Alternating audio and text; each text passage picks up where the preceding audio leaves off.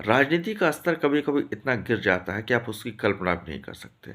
और ऐसा ही कुछ हुआ जब हाल ही में एक पार्टी के अध्यक्ष ने दूसरे पार्टी के पूर्व अध्यक्ष की बेइज्जती कर दी।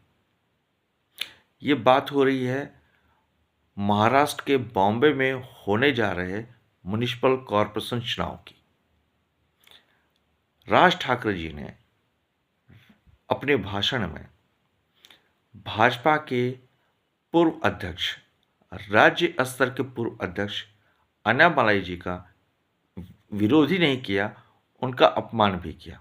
और वो इसलिए क्योंकि उन्होंने बॉम्बे को, जिसे मुंबई कहा जाता है, उसे अंतर्राष्ट्रीय शहर बताया, ना कि महाराष्ट्र का शहर बताया। उनके इस बात को इतना तोड़ के पेश किया गया कि सामने वाले को गुस्सा भी आ जाए। दूसरे पार्टी के अध्यक्ष ने, एमएनएस के अध्यक्ष श्री राज ठाकरे जी ने इस बयान को, इस स्टेटमेंट को, कि कैसे अन्नामलाई जी ने मुंबई को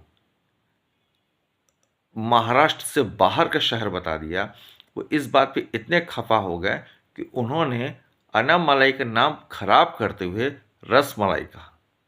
आप सोच सकते हैं, एक पूर्व आईपीएस ऑफिसर जिसने इतना ज़्यादा वर्क किया है, पार्टी के अंदर रहते हुए नहीं, आईपीएस के पद पर रहते हुए इतना काम किया है, इतना वर्क किया है, इतनी सेवा दी है, इतने योग्य व्यक्ति हैं, उसका अपमान करना वो इसलिए क्योंकि उनके आने के बाद मुंबई की राजनीति गर्म हो गई है। कुछ लोगों को ये पच नहीं रहा है कि कैसे एक साउथ का व्यक्ति, साउथ का एक लीडर आके मुंबई में इतना जोर शोर से कैंपेन कर रहा है और लग रहा है कि वहाँ पे वो बीजेपी की पूरी सीट को सेट कर देगा और हो सकता है कि इस बार बॉम्बे म्युनिसिपल कॉर्पोरेशन में पूरी तरीके से भाजपा काबिज हो जाए। इसी को देखते हुए, या आप कह सकते हैं कि एक गुस्सा है मन में श्री राज ठाकरे जी के कि उन्होंने अन्नामलाई जी का नाम खराब किया और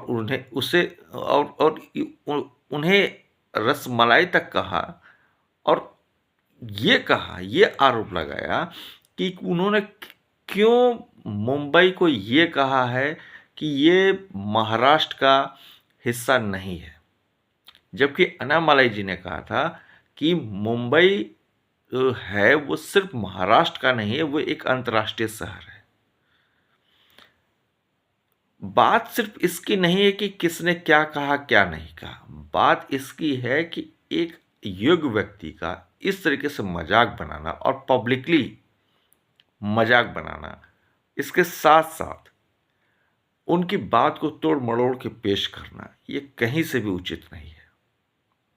ठीक है, राजनीति में बयानबाजी होती है, लेकिन अपमान करना और इतना घटिया स्तर तक जाना, ये कहीं से भी शोभा नहीं देता। हालांकि अब तो ये भारत में ट्रेंड बन चुका है, और अगर आप किसी को रोकते हैं कुछ कहने से, तो सीधे बात आती है आज़ादी की, अभिव्यक्ति की आज़ादी पे।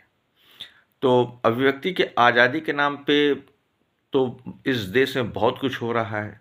कुछ लोग तो यहाँ तक कह जाते हैं कि मोदी अमित शाह तेरे कब्र खोदेंगे।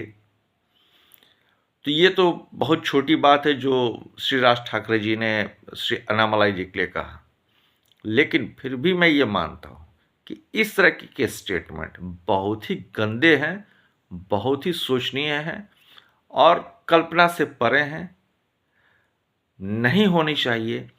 लोकतंत्र की गरिमा का ख्याल रखते हुए, शब्दों का ख्याल रखते हुए थोड़ा सा संयम बरतना चाहिए, क्योंकि आपको पूरी दुनिया देख रही है, आपको पूरा समाज देख रहा है, आपको सभी लोग देख रहे हैं।